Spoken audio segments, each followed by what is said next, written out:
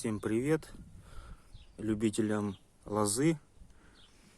Маленький такой лайфхак по поводу подогрева корневой системы.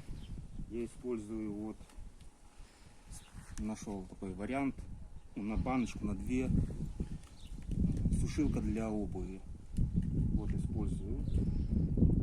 Как раз температура около 30-29 градусов.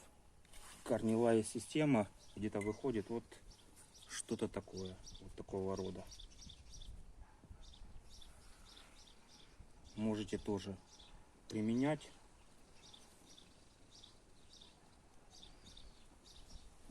Как мини-кильчеватор. Все. Всем пока.